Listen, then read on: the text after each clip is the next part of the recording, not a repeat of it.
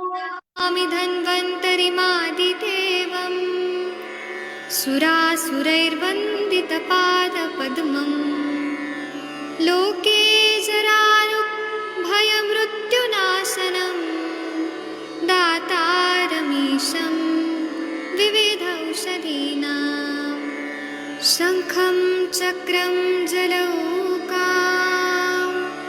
दधतं मृतघटं चारुदोर्भिश्चतुर्भिः सूक्ष्मस्वच्छातिहृद्यं शुकपरिविलसन् मौलिमम्भोजनेत्रम् कालाम्भोदोज्ज्वलाङ्गं कटितटविलसच्चारुपीताम्बराढ्यं वन्दे धन्वन्तरीतं निखिलगदवन् प्रौढदावाग्निलीलं प्रौढदावाग्निलीलं प्रौढदावाग्निलीलम्।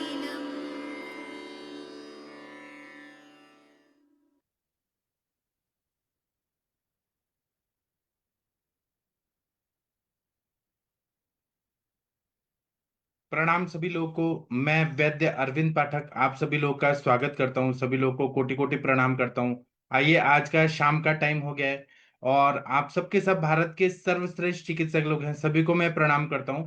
यहाँ पर हम एक बहुत प्रसिद्ध आयुर्वेद की दवाई, जिसको हम अविपत्तिकर चूर्ण बोलते हैं, वह हम पढ़ने वाले हैं। और इसमें इसके नाम में ही हमें पता चल जाता है कि कितना दिव्य और अच्छा दवाई है। इसको हम अविपत्तिकर, जो विपत्तियों को दूर करने वाला चूर्ण होता है, वो अविपत्तिकर, विपत्ति को दूर करना, मतलब कोई भी जैसे हार्ट अटैक आ रहा है, वो विपत्ति आई है अचानक शरीर में, तो उसको दूर करता है। तो इसका उल्लेख भेषज रत्नावली में भी है, और जो सहस्त्र योगम नाम का पुस्तक है, जो साउथ इंडिया में बहुत चलता है, उसमें भी उल्लेख है। तो हाँ, दोनों में एक ही चीज लिखा हुआ है, लेकिन थोड़ा सा डिफरेंस है दोनों में। तो जो पहले मैं ये पढ़ लेता हूँ, सहस्त्र युगम में जो बताया है वो मैं पहले पढ़ लेता हूँ, और भेषज रत्नावली का है वो भी मैं पढ़ लेता हूँ। तो दोनों में थोड़ा ये डिफरेंस है कि सहस्त्र योगम नाम का पुस्तक में अविपत्ति चूर्ण ऐसे लिखा है, अविपत्ति चूर्ण, और भेषज रत्नावली में अविपत्ति कर चूर्ण। तो दोनों के जो इंग्रेडिएंट्स हैं उसमें थोड़ा डिफरेंस है, लेकिन काम एक जैसा ही है। तो पहले मैं सहस्त्र योगम का पढ़ता हूं। इसमें बोला है कि व्योष त्रिजातकाम अजमोध कृमिघ्न अम्लके स्त्रिवृत सर्वै समास समसिता शोधन गुलिकी कृता अविपत्ति री अयम नामना प्रशस्ता पित्त रोगिणाम।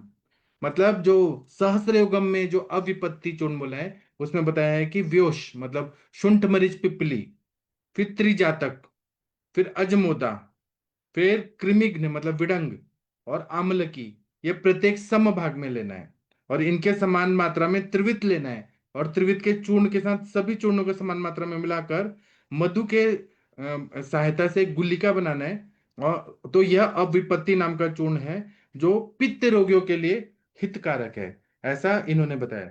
अब यही चीज अगर हम भेषज रत्नावली में देखते हैं, भेषज रत्नावली में जो है उसमें मिश्री डाला हुआ है। अभी जो मैंने बताया ये मधु से बनाया हुआ ये सब द्रव्य है, लेकिन हम अभी भेषज रत्नावली का भी देखेंगे। उसमें बताया कि शुंठ मरीच पिपली, मतलब त्रिकटु ले लिया, फिर त्रिफला ले लिया, हरित की विभूति की आम्ल की, फिर मुस्ता ले लिया नागर मोथा, फिर विड नमक, फिर वाय विडंग, छोटी इलायची, तेज पत्र, ये एक एक तोला लेना है, और लवंग 11 तोला लेना है। निशोत्तर की जड़ या त्रिवित है 44 तोला, और मिश्री 6 6 तोला। सबको कूट कर कपड़ छन चून करके बना के सुरक्षित रख लेना है। कुछ लोग विड नमक के स्थान पर नवसादर भी डालते हैं। तो यह 3 से 6 माशा की मात्रा में दिया जाता है, और सुबह शाम दिया जाता है। एक माशा मतलब 10 ग्राम, तो 30 ग्राम से 60 ग्राम तक हम लोग दे सकते हैं एक बार में। अगर ज्यादा देना जाए पानी में घोल के दे देते हैं, तो सुबह शाम दे देते हैं। ठंडे पानी के साथ दे सकते हैं, या धारोष्ण दूध जो एकदम तुरंत निकाला हुआ है उसके साथ दे सकते हैं। कच्चे नारियल के जल के साथ दे सकते हैं। आवश्यकता हो तो रात को सोते समय दें, तो सुबह पेट साफ कर देता है। पित्त की जो भी बीमारियां रहती है, तो वह बहुत ज्यादा डेंजरस रहती है।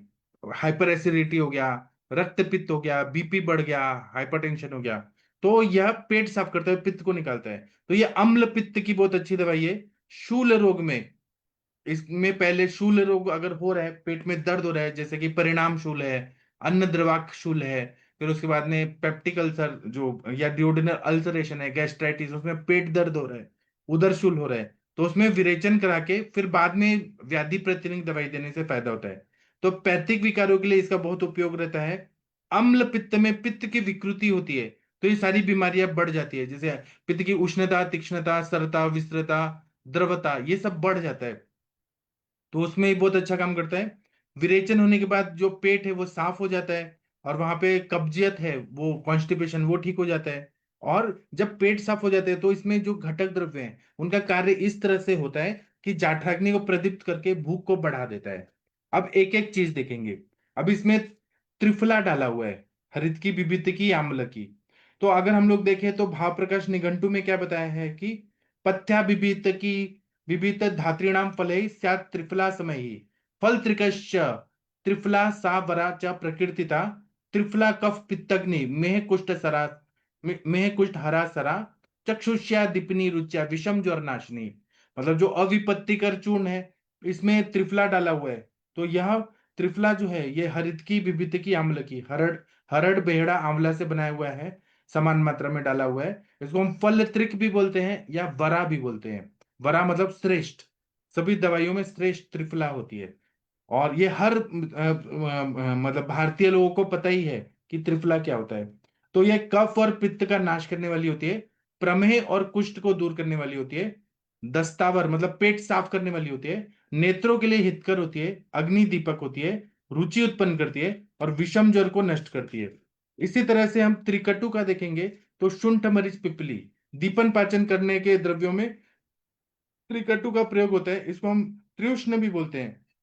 इसके बारे में क्या बोला है कि विशोपकुल्या मरीचम त्रयम त्रिकटु कथ्यते, कटु त्रिकम च त्रिकटु, त्रिउष्णम व्योष उच्यते, त्रिउष्णम दीपनम हंति, श्वास कासत्वगामयान, गुल्म मेह कफस्थौल्य मेधा श्लीष्म पीनसान। मतलब शुंठ मरीच पिपली को, तीनों को समान मात्रा में लेने को त्रिकटु कहते हैं, या कटु त्रिक कहते हैं, या त्रिकटु कहते हैं, या त्रिउष्ण कहते हैं, या व्योष कहते हैं। तो ये त्रिकटु जो है, शुंठ मरीच पिपली, यह अग्नि दीपक है, अग्नि को बढ़ाती है, जाठराग्नि को बढ़ाती है। और श्वास कास, जो अस्थमा की बीमारी है, श्वास, फिर कास खांसी, फिर चर्म संबंधी जितने रोग हैं, मतलब त्वचा के रोग हैं, गुल्म, मेह, कफ, स्थूलता, मेद, श्लीपद और पीनस, सभी रोग को ठीक करती है। इतनी बढ़िया ये दवाई है। तो इसका प्रयोग हमारे आयुर्वेद के आचार्यों ने अविपत्तिकर चूर्ण बनाने के लिए किया है। अब इसमें सबसे ज्यादा मात्रा क्या चीज की है, तो निशोत्तर का है। तो त्रिवित जो है, सुख विरेचना नाम श्रेष्ठ कौन सा है, तो त्रिवित बताया है, अग्र संग्रह में चरक जी ने बताया है। तो त्रिवित जो है वो 44 तोला की मात्रा में है, मिश्री है वो 66 तोला की मात्रा में है। तो जो डायबिटिक पेशेंट है उनको ये नहीं देना चाहिए अविपत्तिकर चूर्ण। लेकिन जो मिश्री है वो मधुर रस होने से, मधुर विपाक होने से, शीत वीर्यात्मक होने से पित्त का शमन करती है। तो जिनको हाइपर एसिडिटी और कॉन्स्टिपेशन हो रहा है, उनको अगर हमने अविपत्ति कर चून दिया, तो विपत्ति जो आ रही है पित्त के बढ़ने की वजह से, या हेडेक हो रहा है, माइग्रेन हो रहा है, वो सब ठीक हो जाता है। मैंने अपने प्रैक्टिस में अविपत्ति कर चूर्ण का इतने सालों के प्रैक्टिस में यूज किया है, और मुझे इसका बहुत ही पॉजिटिव रिजल्ट मिला है। लेकिन ये चूर्ण कल्पना है, इसकी आदत नहीं पड़नी चाहिए किसी को। ये मेडिसिन के रूप में थोड़े समय के लिए ही देना चाहिए, अगर पेशेंट दिनचर्या को अच्छा नहीं कर रहा है और अविपत्तिकर चूर्ण को ही खा के जिंदगी भर रह रहा है, तो ये चूर्ण कल्पनाएं ये बॉडी में रुक्षता उत्पन्न कर देती है, और पेशेंट को यूज टू हो जाता है। इसके बिना फिर पेट ही साफ नहीं होता है। तो त्रिफला हुआ, या कायम चूर्ण हुआ, या सुख विरेचन चूर्ण हुआ, या कोई भी हुआ, लैक्सेटिव को एक कम टाइम में देना चाहिए, और थेरेपेटिक यूज के लिए देना चाहिए, इसको रूटीन में नहीं रखना चाहिए। ये मैं बस बताना चाहूंगा। बाकी आदरणीय अरविंद सर, आप कुछ बोलना चाहेंगे तो बोल सकते हैं। डॉक्टर अरविंद सर कुछ बोलना चाहते हैं, पेशेंट देख रहे हैं। हाँ सर, आगे। थोड़ा नेटवर्क हेलो। का प्रॉब्लम हो रहा है सर, थोड़ा सा माइक के पास आ जाइए प्लीज सर। आप ठीक है सर? हाँ जी सर। हाँ। तो वो मैं देख रहा था कि सर अभिपत का चूर्ण अभिपाठी चूर्ण वाला जो डिफरेंस है वो बिल्कुल आपने बहुत बढ़िया बताया। पित्त को विरेचन करना है, पित्त के द्रव गुण पे काम करना है या उष्ण तीक्ष्ण गुण पे काम जब करना होता है तो पित्त के लिए बोला गया है। जब भी पित्त होता है तो अब अभिपाक अरुचि, अभिपाक किलोमा उत्क्लेश तिक्त अम्लोदगार गौरवे हृत कंठ दाह अरुचि भी अम्ल पित्तम बदेत बीजक। मतलब जब भी इस तरीके का जो है जब खाना नहीं पचता है, पित्त विदग्ध होता है या कब विदग्ध हो जाता है तो शरीर में थकान सी हो जाती है और क्लम हो जाता है, वही क्लम क्लांति बोला गया है, और उसके साथ में उबकाई होती है। और जो तिक्त या अम्ल युक्त उद्गार होती है तो शरीर गुरु हो जाता है। और हृद कंठ दाह, गले में और कंठ में दाह होती है और साथ साथ अरुचि होती है। इसको अम्लपति जानना चाहिए। जो अम्लपित्त चिकित्सा का बताया गया है तो उन्होंने कहा है कि ऊर्ध्व और अधोग जो है तीन दो तरीके के पित्त होते हैं। उसके लिए उन्होंने जो कल्पनाएं बोली हैं उसमें अभिवत का चूर्ण, अभिपाठी चूर्ण भी, मतलब एक जो जैसे अभी बताया भैंसा रत्नावली और सहस्त्र रोगों का पाठ है। नो डाउट दोनों ही पित्त शामक है, लेकिन अभिपति का चूर्ण थोड़ा सा स्ट्रांग ज्यादा होता है क्योंकि इसमें त्रिफला त्रिकट्टु के साथ में निषोध भी होता है और तेजपात इलायची और लौंग का कॉम्बिनेशन है। जबकि जो है अभिपाठी में जैसे अभी आपने बताया मेनली जो है बिडंग अमल की सुंठी मुस्ता होता है। तो जो ये प्रोडक्ट होते हैं बिडंग जैसे माइल्ड लेक्सेटिव होता है। अभी पाठी की जैसे मैं बात कर रहा हूँ इसको थोड़ा सा लाइट माना गया है, अभी पत्तिकर को ज्यादा स्ट्रांग माना गया है क्योंकि उसमें निषोध के साथ में त्रिफला तिकटू और बिडंग और इसके साथ में आपका बिड नमक और इलायची और तेजपात, मतलब कुछ पित्त शामक भी है, कुछ पित्त शोधक भी है, पित्त रेचक में तिक्त मतलब तिक्त शमन तिक्त शोधन भी रखे गए हैं। बिडंग में जो है माइल्ड, जो अभिपाठी में बिडंग जो है माइल्ड लेक्सेटिव है। वही अमल की जो है केवल उन्होंने अमल की रखा है वो जो गैट हेल्थ को इंक्रीज करता है। और सुंठी और मुस्ता, मुस्ता जैसे रहता है वो पानी में ही है तो ऑब्जॉर्प्शन करेगा, तो जो पित्त के द्रव गुण पे बहुत काम करता है। और हार्ड स्टूल वगैरह जो हो रहा है या थोड़ा सा उसमें बहुत बढ़िया काम करता है। वही शुंठी आम पाचक है। आम पाचक मतलब रिजुविनेट्स गट हेल्थ, जो गट हेल्थ है उसको रिजुविनेट करता है। और साथ साथ जो आज की जो लेटेस्ट जो चल रही है हेलिकोबैक्टर पाइलरी वगैरह में जो एनारोबिक इन्फेक्शन जो होता है वो गट हेल्थ को डिक्रीज करते हैं, जिसकी वजह से इंटेस्टाइनल डाइजेशन प्रॉपर सिक्रीशन नहीं होता है। तो ये गट फ्लोरा को जो है एनारोबिक जो होते हैं जो उसको गट फ्लोरा जो जो डाइजेशन में मदद करते हैं, जो हेल्दी बैक्टीरिया होते हैं गुड बैक्टीरिया, उसमें शुंठी बहुत बढ़िया काम करता है। तो अगर हम लोग कंपेरिजन करें कि जैसे अगर पित्त अपने द्रव गुण से या उष्ण गुण से बढ़ रहा है तो कहीं ना कहीं उसको पेशेंट का अविपाक रहेगा ही, पाक प्रॉपर नहीं होता। जब पित्त द्रव रूप में ज्यादा होता है तो कलाम थकान सी हो जाती है और उत्क्लेश होता रहता है, क्या वो गैस का हो या वो कुछ द्रव रूप में पित्त का होता है। और वो उसके साथ साथ फिर भारीपन सा हो जाता है क्योंकि प्रॉपर डाइजेशन नहीं होता है, तो जिसकी वजह से ये प्रॉब्लम आती है। तो कई तरीके की चिकित्सा उन्होंने जब पित्त की चिकित्सा बनाई जाती है तो उन्होंने कहा है कि जो तिक्त और कषाय उन्होंने मधुर तिक्त कषाय, मधुर शुरुआत में नहीं दिया जाता है, तिक्त कषाय शुरुआत में दिया जाता है क्योंकि मधुर से द्रवता बढ़ेगी।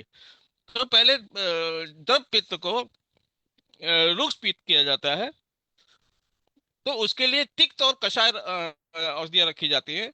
जब थोड़ा सा रुक्षता आ जाती है तो वात न वृद्ध हो उसके साथ में फिर मधुर और तिक्त मतलब बाद में रखा जाता है मधुर और तिक्त को। शुरुआत में नहीं देना चाहिए, जैसे कि अगर पित्त का पेशेंट आ रहा है तो ऐसा नहीं है कि रात छाक दिया मधुमिका दी आपने शुरुआत कर दिया, ऐसे नहीं शुरू करना चाहिए। थोड़ा सा पहले तिक्त की द्रवता थोड़ी सी कम हो जाए, तो जब द्रवता कम हो जाए तो उसके बाद उसके लिए उन्होंने कहा है कि ये इस तरीके के पटोलादी है, भुनिबादी है, पटोलादी कौत है, या चित्रकादी कौत भी उन्होंने बोला है। चित्रकादी कौत भी उन्होंने कहा है, जैसे चीते की चित्रक की जड़, अरंड की जड़, जौ और यावासा का कॉम्बिनेशन आता है। एलादी चूर्ण दे सकते हैं आप उस समय। लेकिन अभिपत्ति कर चूर्ण अपने आप में बहुत बढ़िया प्रयोग करता है, क्योंकि आपको शोधन करना है। तो या तो आप समान मात्रा में सुबह शाम 5 से 10 mg सुबह शाम दे सकते हैं अकॉर्डिंग टू पेशेंट, या शोधन मात्रा में भी आप 30 से 40 स्टैट डोज में दे सकते हैं, जिससे पित्त का शोधन, शमन और विरेचन हो जाता है। और चूंकि अभिपत्र में निषोध के साथ में आपका त्रिफला कटु के साथ में मोथा, बेडंग और इलायची, तेजपात वगैरह रखा है। तो ये अपने आप में शोधन भी करता है, शमन भी करता है। तो दोनों चीजें अनुपान रूप में, चाहे वो लाई के चूर्ण से, चाहे वो गुलकंद से, या कुसमंडा अवलेट से, या आप मूल निम्बादी कौर से, या आपका बटोलादी कौर से, चित्रगादी कौर से, इसके अनुपान रूप से आप दे सकते हैं सर। और गुड़ आदि का भी इसमें वो बढ़िया काम करता है। तो इस तरीके से जब वो थोड़ा सा उष्णता तीक्ष्णता कम हो जाए, तो द्राक्षादि बोले, या ये इस तरीके के कॉम्बिनेशन जो मधुर मधुर चीजें बाद में जोड़ के, या कुष्मांडा बोले जोड़ के, या द्राक्षादि घृत जोड़ के भी आप, शतावरी घृत जोड़ के भी आप शमन कर सकते हैं। तो इस तरीके से सर चिकित्सा करना बहुत बढ़िया रहता है सर। बाकी आप सब बताइए, कुछ देखते हैं। हाँ, मैं ना आप लोगों को और बताना चाहता हूँ, लेकिन मैं चाहता हूँ कि थोड़ा बाकी लोग भी बोलें तो बहुत मजा आएगा। मैं तो बोलना ही चाहता हूँ। अम्ल पित्त रोगाधिकार अगर देखा जाए, भेषज रत्नावली का अम्ल पित्त रोगाधिकार, इसमें बहुत बढ़िया बताया जो मैंने हिंदी में बताया, वही मैं श्लोक में बता रहा हूँ। क्या बोला है कि त्रिकटु त्रिफला मुस्तम विडंग चैव विडंगकम एलापत्रम च चूर्णानि समभागानि कार्येत सर्वम एकीकृतम याव लवणम तत्समम भवेत सर्वचूर्ण द्विगुणतम त्रिविध चूर्णम प्रदापयेत सर्वम एकीकृतम यावत् शर्करान्वितम अम्ल पित्तम निहंत्याशु विबंधम मूत्र मूत्र मलमूत्रयोः अग्निमान्द्य भवान रोगान नाशयेत विकल्पतः प्रमेहान विंशतिम चैव दुर्नामनाशनम अविपत्तिकरम चूर्णम अगस्त विहितम शुभम। इसका मतलब ये है कि इतना बढ़िया ये दवाई है कि अम्ल पित्त रोगाधिकार में यह इसका उल्लेख किया गया है। जिन्होंने भेषज रत्नावली लिखा है उन्होंने इसका उल्लेख किया है।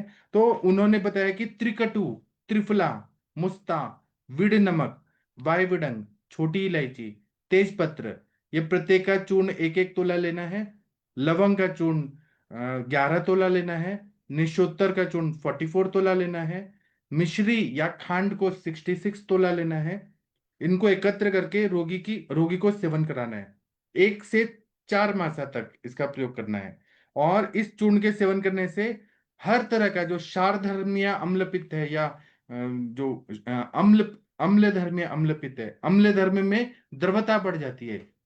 और जो क्षार धर्मीय है उसमें उष्णता तीक्ष्णता बढ़ जाती है। हर तरह का अम्ल पित्त को ये ठीक करता है।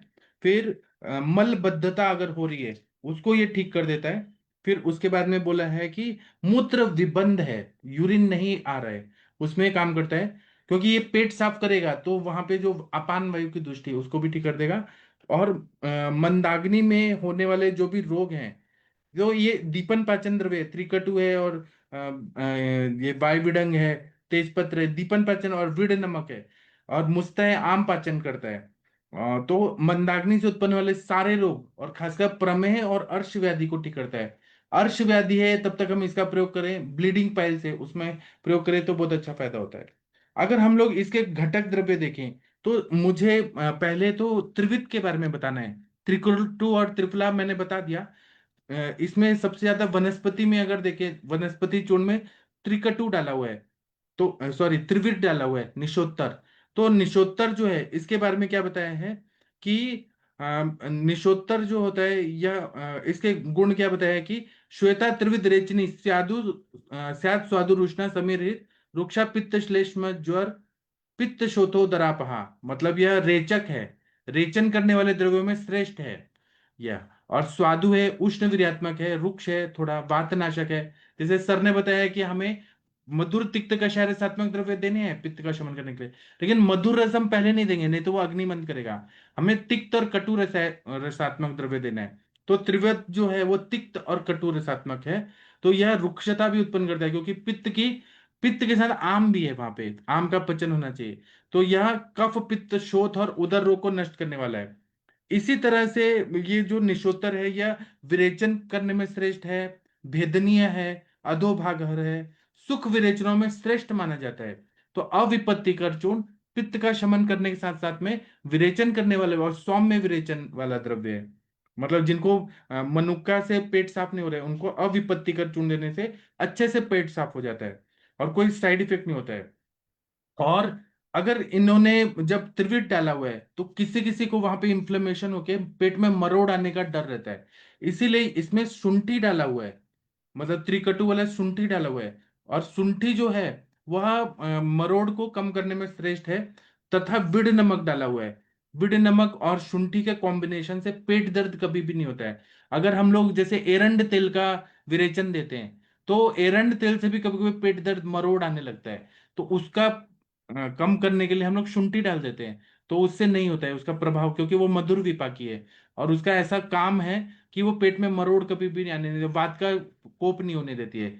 मतलब पेरिस्टाल्टिक मूवमेंट होते टाइम, विरेचन होते टाइम कभी भी मरोड़ नहीं आता है। उसको रोकने के लिए शुंठी उसका प्रयोग करते हैं और नमक का प्रयोग करते हैं। तो विड नमक इसमें डाला हुआ है, बाकी जगह सेंधा नमक भी डालते हैं। उसी तरह से इसका अविपत्तिकर चूर्ण विपत्ति को दूर करता है ना, तो इसका प्रयोग करने से कभी साइड इफेक्ट नहीं हुआ है। जो डायबिटिक पेशेंट है उनको ध्यान से देना चाहिए, क्योंकि इसमें मिश्री है, अगर आप ज्यादा मात्रा में दे रहे हैं तो शुगर बढ़ने का डर है। बाकी इसका कोई साइड इफेक्ट नहीं होता है। इसका गंध भी बहुत सुगंधित होता है अविपत्तिकर चूर्ण। क्यों सुगंधित होता है? क्योंकि इसमें इलायची है, तेज पत्र है, तो ये सुगंधित द्रव्य है, पेशेंट को इजिली पैलेटेबल है। आजकल अविपत्तिकर का टैबलेट भी आ रहा है। और ये ज्वर में काम करता है। अगर पित्त ज्वर है जहाँ पे विरेचन कराना जरूरी है, ऐसी अवस्था है तो हम लोग तरुण ज्वर में नहीं देंगे, लंगनम स्वेदनम कालो एक तिक्त को रसा, वो सब ठीक है। लेकिन जहां पे ज्वर की अवस्था क्रॉनिक हो गया है और जहां विरेचन जरूरी है, वो अवस्था में ज्वर में इसको हम देते हैं। रक्त पित्त में जो ऊर्ध्वक रक्तपित्त होता है उसमें विरेचन देना पड़ता है, क्योंकि नाक कान आंख मुंह उधर से खून आ रहा है। तो प्रति मार्गम च विधीयते, मतलब उल्टे मार्ग से निकालना है, तो उसमें हमें विरेचन के लिए अविपत्तिकर चूर्ण अच्छा है। और ये पित्त का भी शमन करेगा, नाक कान आंख मुंह उधर से खून आ रहा है उसको भी रोक देगा। जो ब्लीडिंग पाइल्स है उसमें अगर पेट साफ करना है अच्छे से और बहुत क्लीनता वगैरह है वहां पे, तो उसको ठीक करना है, तो इसमें अविपत्तिकर चूर्ण अच्छे से पेट शमन करता है, पेट साफ करता है और पित्त का भी शमन करता है। विसर्प रोग में इसको देते हैं, वातशोफ में देते हैं, कामला व्याधि में देते हैं, राज्यक्षमा में जहां पे मल के आधार पर ही शरीर टिका होता है, दोष और धातुओं का क्षय हुआ रहता है, वहां पे सौम्य विरेचन या मृदु विरेचन बोला है। तो अविपत्तिकर चूर्ण को हम देते हैं तो पेट अच्छे से साफ हो जाता है और पेशेंट की अग्नि बढ़ जाती है। अग्नि बढ़ेगी, दोष निकलेंगे, स्त्रोतोरोध थोड़ा दूर होगा, तो पेशेंट को रिकवरी करने में, जहाँ पे अनुलोम क्षय प्रतिलोम क्षय से राज्यक्षमा हुआ है उसमें फायदा होता है। फिर वात के रोग में जहाँ पे मूढ़ वायु है, बद्ध वायु मतलब रुका हुआ वायु है, जिसकी वजह से उदर आधमान आटोप ये सब हो रहा है, मूड वायु में वात के रोग, उसमें कमर दर्द हो रहा है, उसमें हम दे सकते हैं।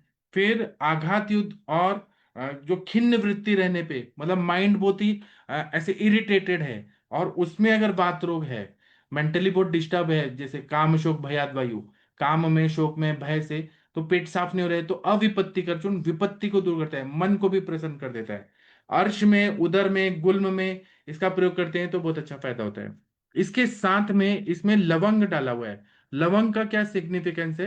तो लवंग कटु और तिक्त कषाय रस से युक्त होता है, मतलब कटु रहता है, तीखा रहता है लवंग।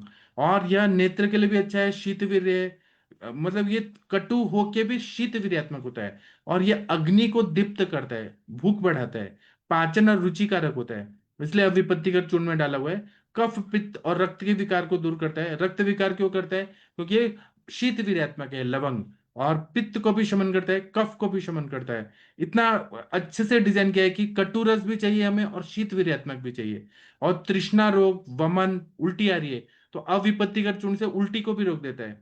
आदमान है, शूल है, खांसी है, फिर श्वास है, हिचकी है, क्षय रोग है, इन सबको एकदम ठीक कर देता है। इतना बढ़िया लवंग डाला हुआ है। इसी तरह से अगर हम देखें तो वायुविडंग, वायुविडंग जो है वो कटुरस है, तीक्ष्ण है, उष्णवीर्य है। ये रुक्ष है, अग्नि को बढ़ाता है, पाक में लघु होता है और हल्का होता है। और ये शूल, आदमान, उदर रोग, कफ, कृमि, वात रोग और विबद्धता को दूर करता है। इतना बढ़िया विडंग भी डाला हुआ है, कृमिघ्न होके भी दीपन पाचन कार्य करता है।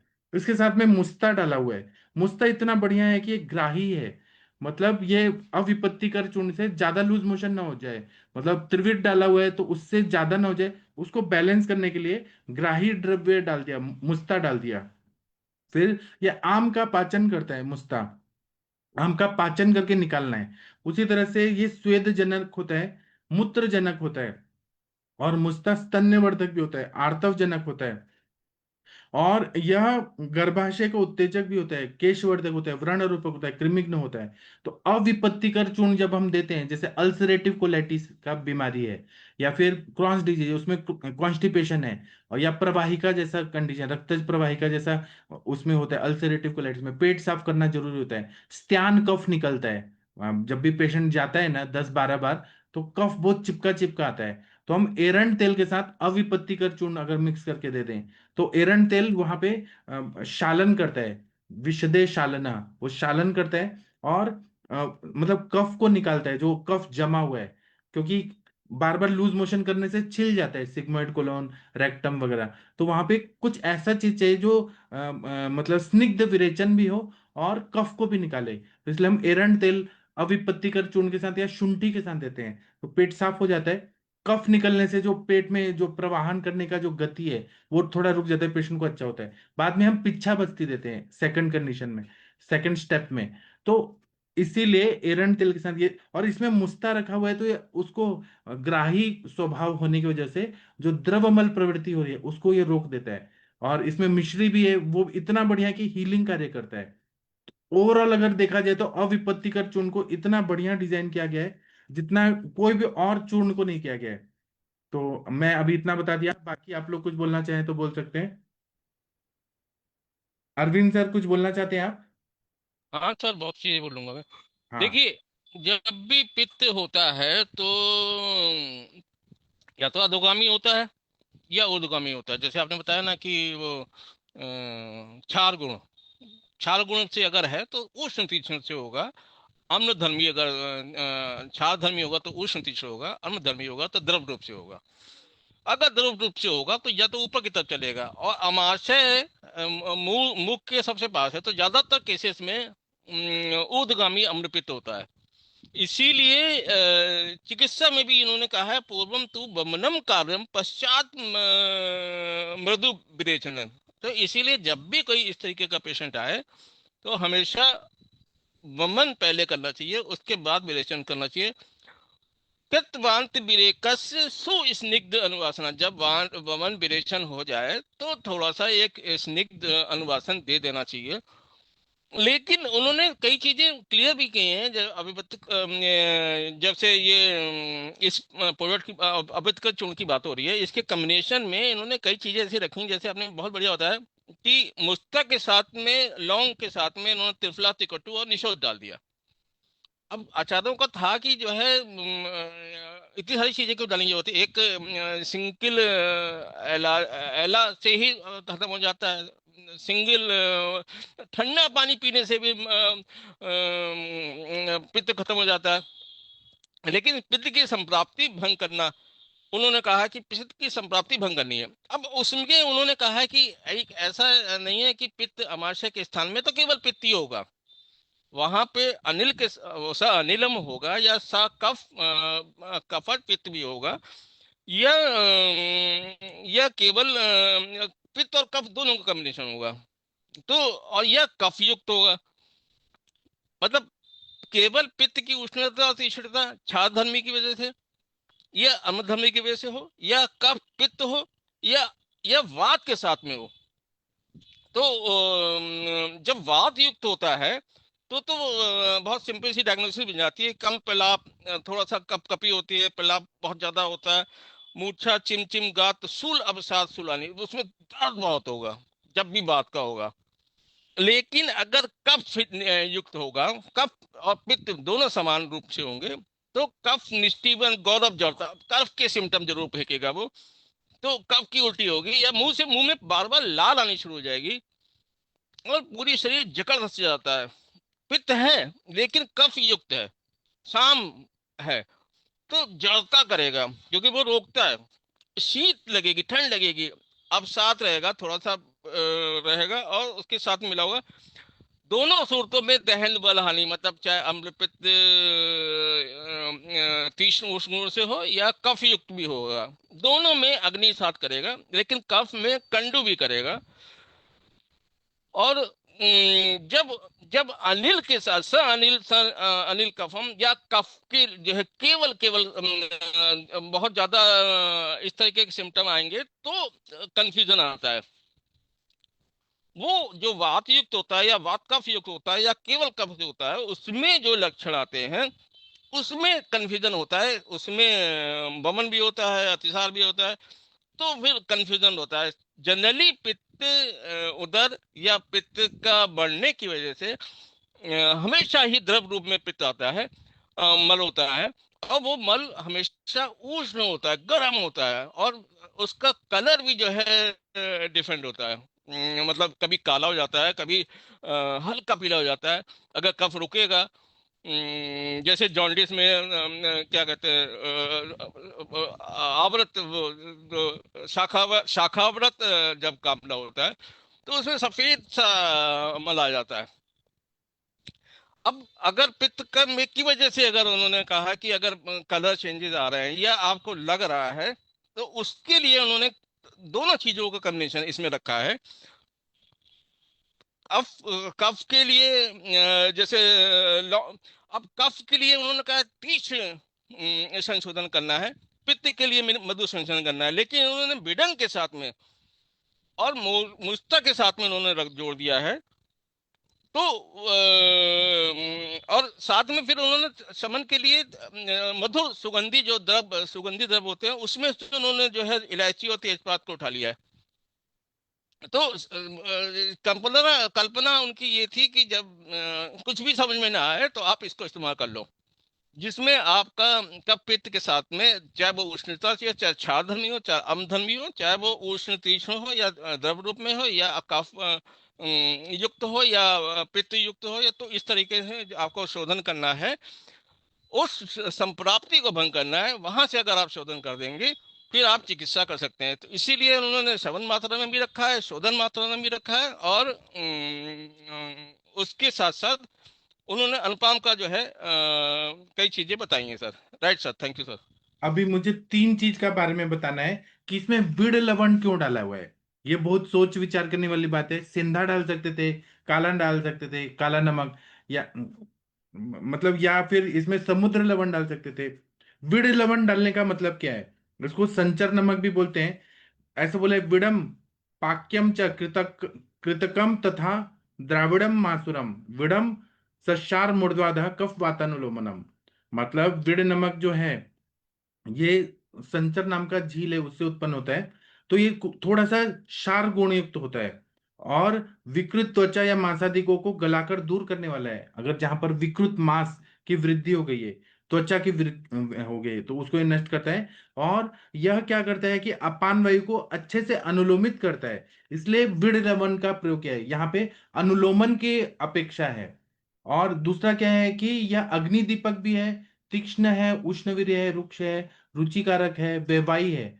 मतलब ये परिपक्व होने के पहले ही, पूरा पचा नहीं है उसके पहले ही शरीर में सब जगह जाके प्रभाव दिखाने वाला है। विबंध, आना, विषम, हृदरोग, शरीर की गुरुता और शूल को नष्ट करता है। इन्होंने विड़ लवण इसलिए प्रयोग किया कि वो ज्यादा अच्छा अनुलोमन करता है, इतना उतना पावरफुल, और दीपन पाचन के साथ दूसरे लवण नहीं करते हैं, इसलिए विड़ लवण यूज किया है। दूसरा, अगर हम लोग देखें कंपैरेटिव स्टडीज सभी लवणों में करें, तो इसमें विड़ लवण सबसे अच्छा अनुलोमन करता है। दूसरा क्या है, अपान वायु को संचारित करता है, अच्छी तरह से निकालता है दूसरे लवण की अपेक्षा। सेंधा नमक भी सब लवणों में चक्षुष्य है, लेकिन वो पूरा चक्षुष्य है ऐसा नहीं है, बाकी लवणों में चक्षुष्य है। तो जहां पे सेंधा नमक डालना है वहां सेंधा नमक डालते हैं। यहाँ पे इनको अनुलोमन का अपेक्षा है इसलिए लवण डाला हुआ है। जहां पे कफ है, आम है और बहुत ज्यादा दोष लीन है, उनको निकालना है। और अनुलोमन अच्छा होना चाहिए और वैवाहिक गुण वाला चाहिए, मतलब वो अंदर पचे के पहले ही पेट में जाते ही तुरंत फैल जाए ब्लड के थ्रू। ऐसा इन्होंने विड़ लवण डाला है। दूसरा इन्होंने इलायची डाला हुआ है। एला जो रहता है वह अग्निजनक रहता है, और उष्ण वीर्य रहता है, रक्त के हर बीमारी को ठीक करता है। और इलायची जो है हिरलास को ठीक करता है, बस्ती मुख और सिर संबंधी रोग को ठीक करता है, और खांसी और वमन को दूर करता है। तो ये जो इलायची है, यह वायु का अनुलोमन करना अपेक्षित है। यहाँ पे सुगंधी द्रव्य है तो मन को भी काम करता है। मन अगर अच्छा हुआ तो पित्त की बीमारियां भी अच्छी हो जाएंगी। मतलब क्योंकि पित्त खराब होता है, क्रोधात पित्तम, मन की विकृति रहती है बहुत ज्यादा, तो मन को भी काम करना है, इसलिए सुगंधित द्रव्य डाला है। उत्तेजना देता है, उष्ण रहता है, दीपन पाचन करता है, सुगंधित रहता है इसलिए। और पचन संस्थान में जहां पे आंतरिक स्राव बहुत गाढ़े और कम हो गए हैं, जो स्त्राव निकलना है ना वो बहुत हाईली कॉन्सेंट्रेटेड हो गए हैं और कम हो रहे हैं, तो इसमें अगर हमने इलायची दिया तो उसको वो पहले तो वॉश आउट करेगा और सिक्रीशन को नॉर्मलाइज कर देगा। इसलिए यहाँ पे हमें सोचना चाहिए कि इलायची क्यों डाला है। दूसरा, हमें मिश्री क्यों डाला हुआ है। जब 66 तोला की मात्रा में मिश्री डाला हुआ है, इसका क्या सिग्निफिकेंस है। तो मिश्री जो होता है, चीनी नहीं डाला, गुड़ नहीं डाला, यहाँ पे मिश्री डाला हुआ है। तो ये अति मधुर मधुर होता है, रुचिकारक होता है, रक्त विकार और दाह को दूर करने वाला होता है। मतलब पेशेंट हमारे पास पित्त वाले आते हैं तो बर्निंग हो रहा होता है, अभी शरद ऋतु आएगी तो देखेगा सबको हाथ पैर जलने लगेंगे, आंखें जलने लगेंगी, सिर में जलन जैसा होगा, मुंह में छाले पड़ेंगे क्योंकि शरद ऋतु शुरू हो जाएगा।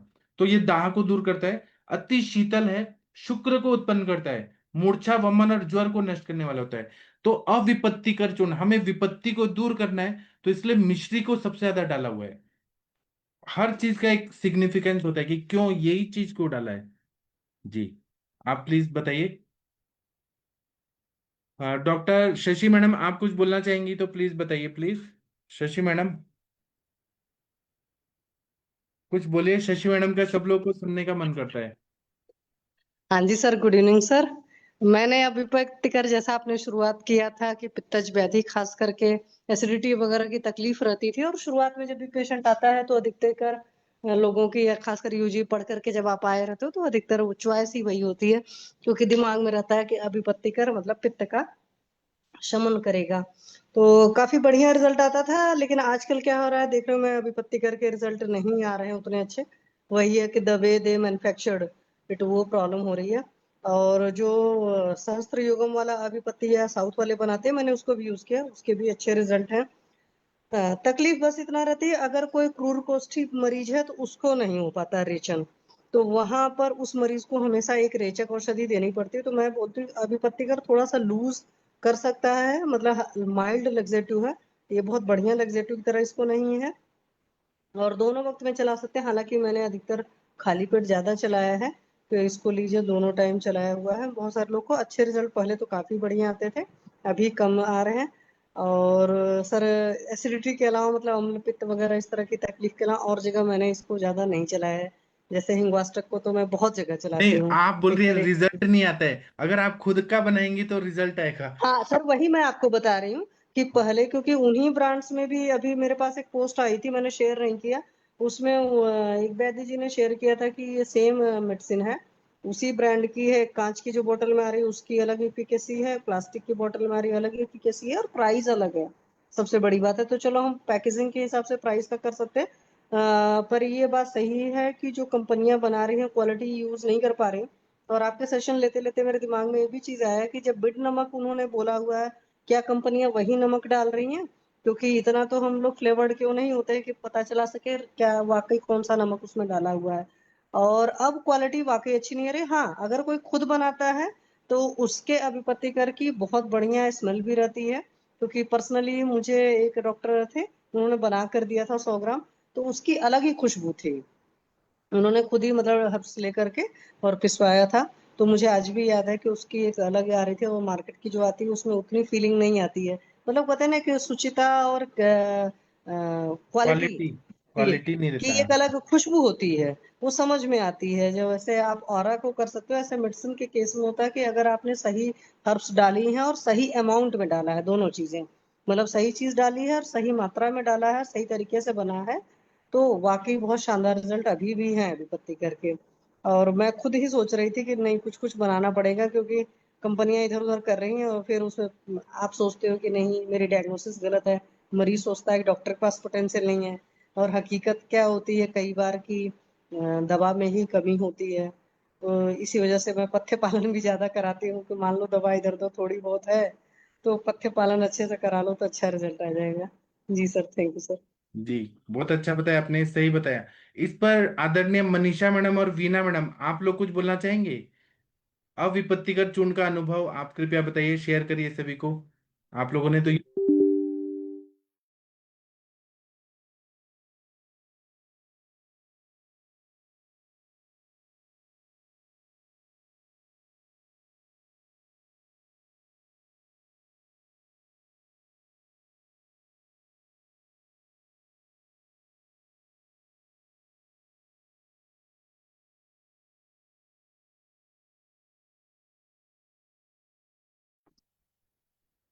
हेलो।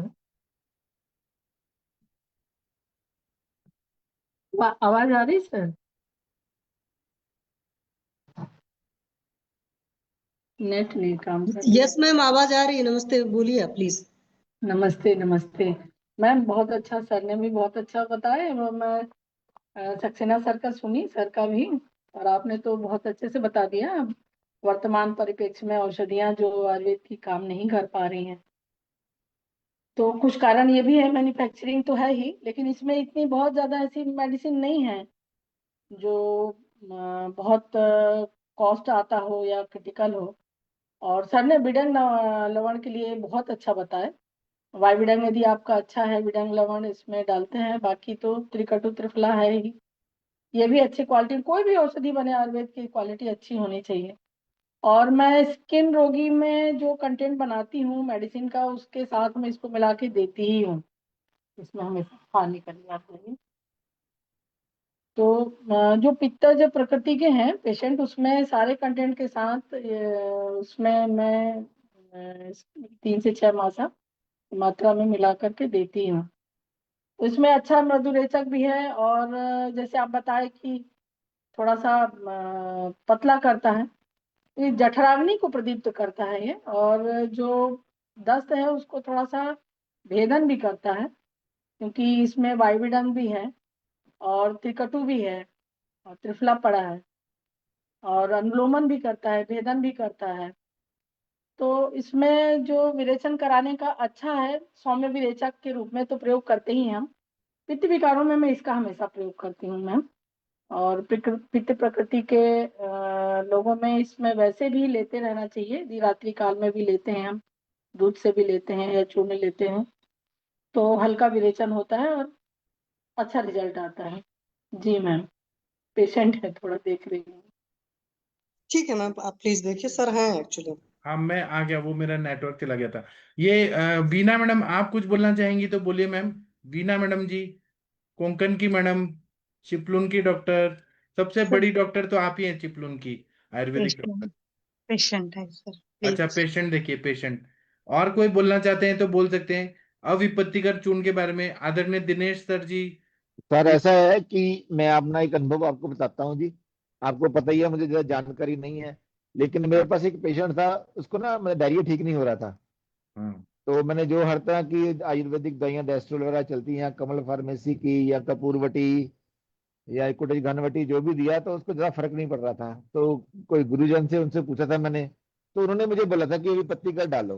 और आप मानोगे नहीं मानोगे, उसको इतना 2-3 साल से प्रॉब्लम थी, 1 हफ्ते में उसको मतलब लगभग काफी ठीक हो गया। तो जो आपने बोला उसके हिसाब से मुझे लग रहा है कि यही कारण होगा जी।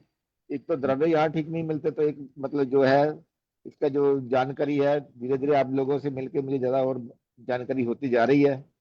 तो मैं धीरे धीरे आगे बढ़ रहा हूँ। उसके लिए आप सभी का बहुत बहुत शुक्रिया जी। ये मुझे इसका कारण नहीं पता लगा, लेकिन वो आप ही बता सकते हैं कि क्या कारण हुआ जी। अभी पत्ती का डालने से उसका डायरिया ठीक हो गया जी। आप कह रहे हो विरेचन के लिए देना चाहिए। डायरिया ठीक हो गया ना? तो हाँ इस जी, हाँ जी। ऐसे द्रव्य मुस्ता है जो मुस्ता उसको है, ग्राही नागर करेगा। मोथा है सर, जी जी। हाँ, तो ये एला दोनों है, काम करता नागर है। मोथा है। बॉडी का और इक्विलिब्रियम कर देता है, जो मतलब जरूरत है वो कर देता है। पेशेंट मेरे से इसलिए लड़के गया कि डॉक्टर साहब अब जब आपके पास ये चीज थी, मुझे पहले क्यों नहीं दी आपने। अरे वाह। तो मैं आप सभी लोगों का धन्यवाद करना चाहता हूँ, सभी का ही। आप तो है ही हैं सर। जी, ठीक है। तो हमें ना असली में हम ये सब क्यों पढ़ते हैं कि इसके घटक द्रव्य क्यों हैं? अविपत्तिकर केवल नाम सुन लिया, सबको एसिडिटी में देते हैं पेट साफ करने के लिए। लेकिन हम जो ये पढ़ रहे हैं, विड नमक क्यों डाला हुआ है, इलायची क्यों डाला है, मुस्ता क्यों डाला है, त्रिवित क्यों डाला हुआ है, त्रिकटु क्यों है, त्रिफला क्यों है, इसका एक सिग्निफिकेंस है कि यही द्रव्य क्यों डाले हैं। ये केवल चिकित्सक और श्रेष्ठ आप लोगों को मालूम है, कि और किसी को नहीं पता है। सब लोग ऐसे ही ब्लाइंडली आंख बंद करके देते रहते हैं। आप लोग भारत के सर्वश्रेष्ठ चिकित्सक लोग हैं जी। चलिए, इस पर और कोई बोलना चाहे बोल सकते हैं। डॉक्टर हरिहर सर, आप कुछ बोलना चाहेंगे अविपत्तिकर चूर्ण पे? हरिहर सर, मुनमुन जी कुछ बोलना चाहेंगे आप रिजल्ट के बारे में? प्रियंका मैडम, आप कुछ बोलना चाहेंगी? महाजन सर, चंपा मैडम, प्रीति मैडम, परंपरागत वैद्य हेमंत जी, कुछ बोलना चाहेंगे आप? बोलिए बोलिए। डॉक्टर जागीर सिंह जी, सोनी मैडम कुछ बोलना चाहेंगी? मंजुनाथ जी, भोसले सर, डॉक्टर राम जी, मैंने सबका नाम ले लिया। डॉक्टर शंकर प्रसाद जी, सबका तो नाम ले लिया मैंने ऑलमोस्ट। ठीक है। तो अभी आप लोग अविपत्तिकर चूर्ण कैसे बना लें और हम दे दें, ये सोच रहे हैं। तो मैं अभी का सेशन बंद करता हूँ। अब हम रात को 9 बजे मिलेंगे। और शशि मैडम, आप अपने भैया भाभी को लेके आइएगा। मुनमुन जी, आप भी लेके आइएगा। सबको हम केस टेकिंग करेंगे। ठीक है। थैंक यू, प्रणाम सभी लोगों को। मैं सेशन बंद करता हूँ। सभी को धन्यवाद।